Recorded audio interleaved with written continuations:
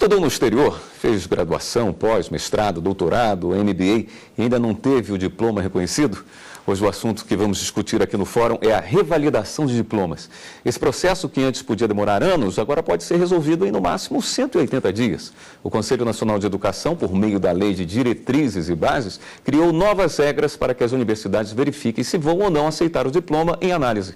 Para o curso de Medicina, o Revalida existe desde 2011. A nova regra chega justamente para criar um único rito e tornar mais prático e ágil o processo para qualquer curso. Para discutir o assunto, nós recebemos aqui no estúdio a Aurélia Takahashi, advogada especialista em revalidação de diplomas, e Luiz Roberto Cury, conselheiro do Conselho Nacional de Educação. Mas antes de iniciar a nossa conversa, vamos mostrar um vídeo gravado por um médico brasileiro formado em Cuba, que teve o diploma reconhecido em 2007. Fiz o meu processo de revalidação pelo FMT, na época era recém-formado e estava voltando de Cuba. Foi um pouco difícil porque a gente tem alguns custos, né? A gente tinha que fazer a tradução juramentada de todo o programa de medicina, que acaba saindo caro. Tinha os custos da passagem, da inscrição. E na época a gente fazia, não era só em uma universidade, né? Eram algumas universidades que faziam o processo de revalidação e a gente acabava peregrinando por algumas cidades. Então, se não tiver o apoio do pai, né, na época, logo que a gente chega, eu acho que é bem difícil. Muito bem, obrigado pela presença dos senhores aqui no programa Fórum. Esse médico trazia algumas dificuldades de deslocamento e principalmente de custos. Isso mudou? Na nova resolução, sim. Não é? Na nova resolução é dispensada a tradução juramentada e é reconhecido as línguas francas, não é? Que devem ser objeto de conhecimento prévio das universidades, como inglês, francês, espanhol. Não é?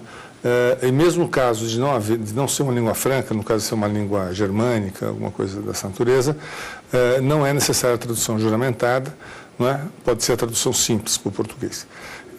De forma que isso mudou, não é? Essa etapa foi vencida na nova resolução, uma vez que a documentação é de fácil constatação em relação à sua originalidade via as embaixadas e via outros processos, não é? De verificação sem custos excessivos ou sem custo algum. Essa é uma questão importante. O Revalida, se não me engano, para a prova tem uma taxa de R$100, se passar para uma segunda etapa de R$300. Era esse o valor praticado alguns anos atrás? Não, veja, no caso do Revalida, o que é o Revalida? Bom a gente entender, né? A professora pode me ajudar aqui. O Revalida é uma modalidade, não é? Digamos assim, de constatação do conhecimento obtido durante o curso. O Revalida não esgota a revalidação. O Revalida é um exame de conhecimentos, que tem uma parte prática, uma parte teórica, uma parte prática, etc. Experimental, tem todas as etapas organizadas. Para trazer para a nossa realidade alguma coisa próxima do exame da Ordem dos Advogados do Brasil? Não, é um exame muito complexo, muito mais complexo, é um exame mais longo, como disse, tem várias etapas, inclusive a etapa de residência, tudo isso é avaliado no Revalida, a parte de internato, aliás, desculpe, isso é avaliado no Revalida, portanto a parte prática do curso é avaliada no Revalida, não a residência e o internato. O Revalida, ele atribui um conceito ao interessado em revalidar, ou interessada. Não é? Com esse conceito, uma universidade pública, não é, processa o processo de revalidação, porque pelo artigo 8º da LDB, em complemento ao artigo 48, só quem pode revalidar um curso de graduação, não é, cujo diploma foi obtido no exterior, é uma universidade pública brasileira, não é? Seja estadual, seja federal. Universidades privadas ou particulares não têm acesso a esse tipo de revalidação. Portanto, o Revalido é um exame, não é? Um exame cujo resultado fornece os meios necessários para a revalidação que é feita por uma universidade pública brasileira que se associa ao processo do Revalida, não é? Numa integração com o INEP, com o Ministério da Educação. Essa associação é feita por um convênio de adesão, etc. E me parece que hoje são 30 ou 33 instituições federais, universidades federais ou estaduais associadas, não é, a esse processo, ou seja, que aceita esse processo como etapa essencial da revalidação. Perfeito. Bom, parece que o questionamento do rapaz que fez o depoimento para a gente estava muito em cima de custos. Tem alguma outra coisa que a senhora apontaria que melhorou com essa mudança recente?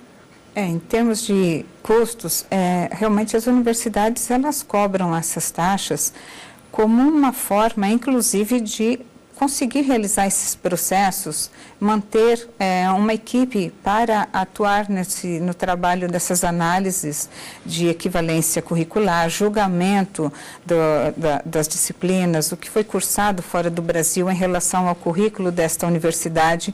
Então, há sim a necessidade de ter uma taxa. E são poucos os que reclamam assim de estar pagando. O que eles querem é a solução da revalidação.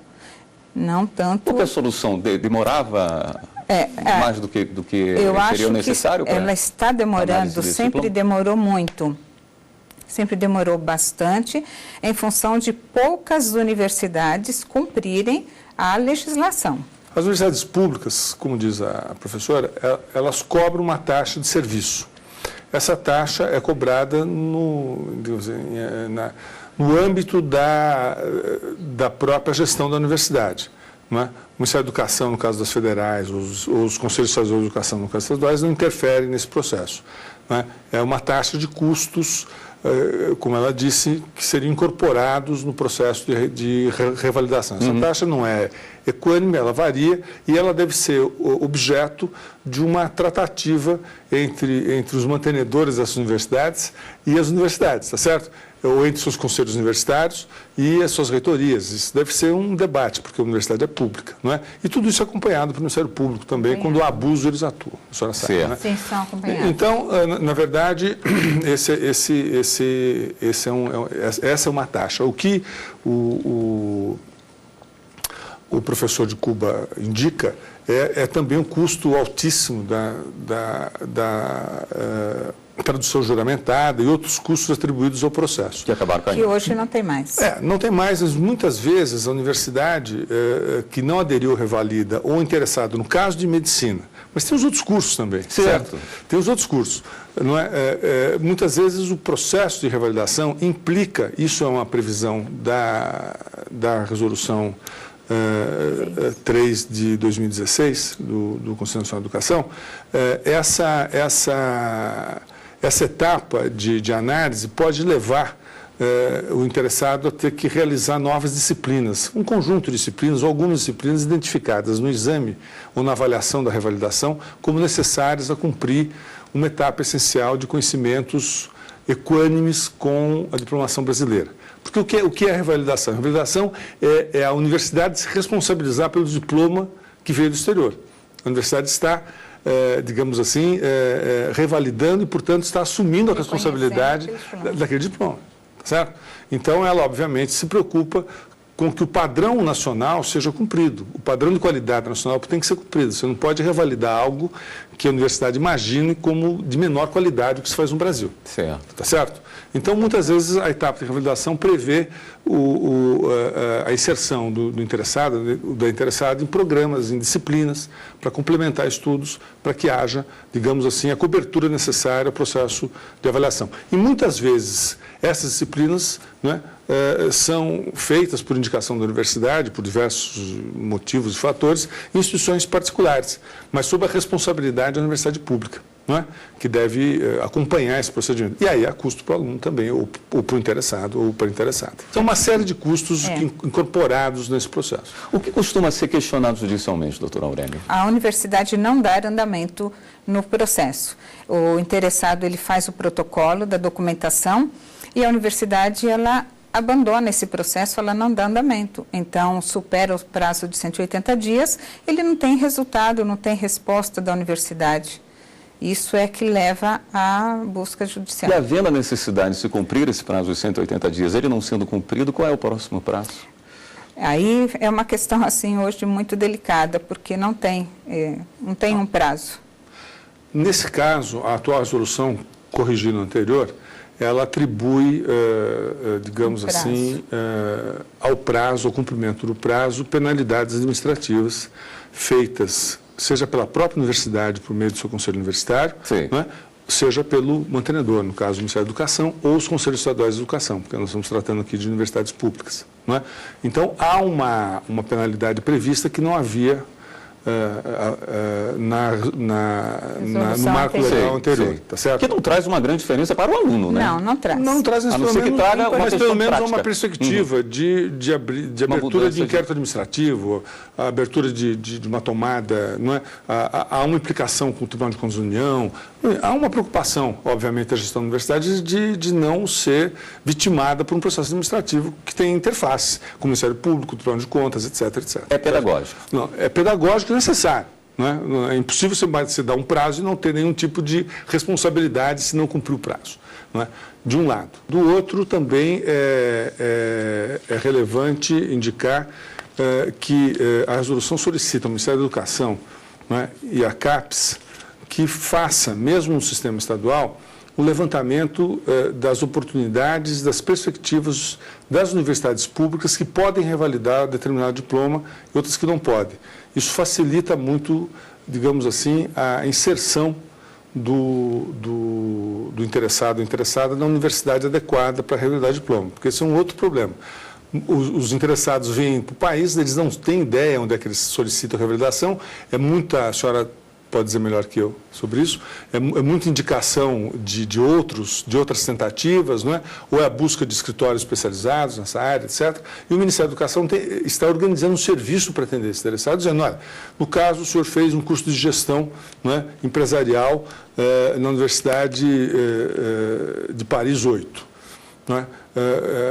Para esse perfil nós temos 5 ou 6 perspectivas e possibilidades, o senhor escolha uma e faça. Não é? Então, ele já sabe que ele manda para aquela, não manda para outra. Porque hoje em dia ele manda, ou ele solicita para a universidade sem ter muita clareza de como a universidade vai tratar aquele curso. Porque hoje em dia a nomenclatura dos cursos de graduação mudou. Não é? Os currículos mudaram. Não é? A realidade internacional da organização curricular é completamente diversa do que era 10 anos atrás.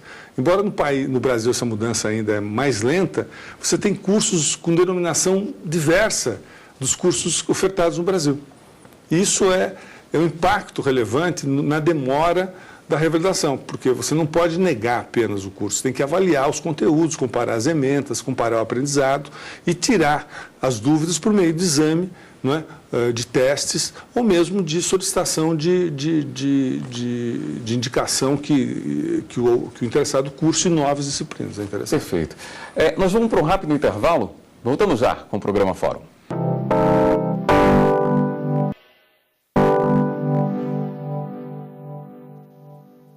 A revalidação de diplomas estrangeiros para qualquer tipo de curso superior agora segue uma única regra em todo o Brasil.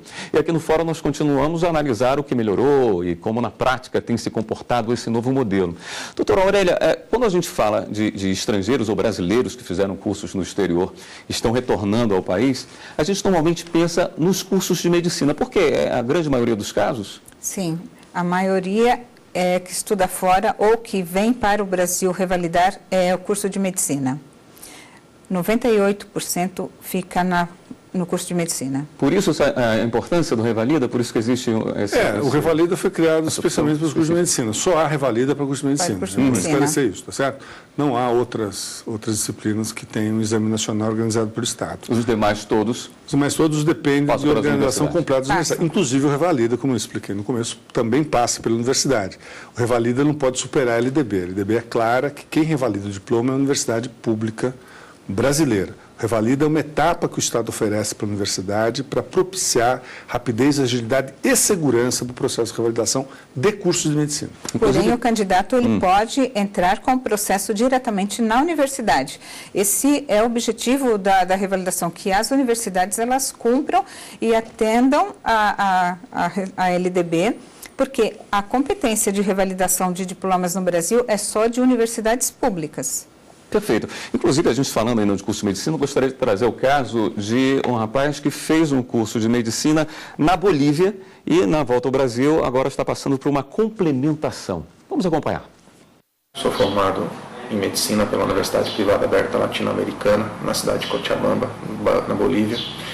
E agora estou fazendo meu processo de revalidação de diplomas aqui no Brasil, pela UFMT, Universidade Federal do Mato Grosso.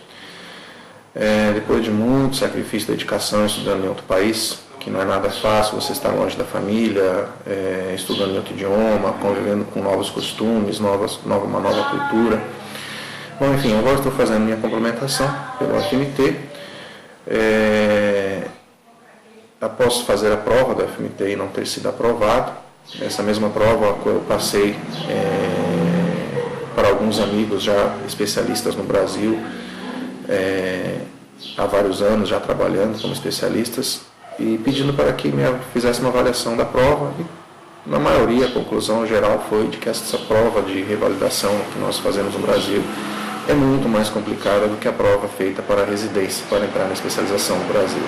Bom, a gente se depara muitas vezes com situações iguais a essa. Não sei se cabe um questionamento, mas pelo menos por uma curiosidade, eu gostaria de trazer esse caso que é muito comum.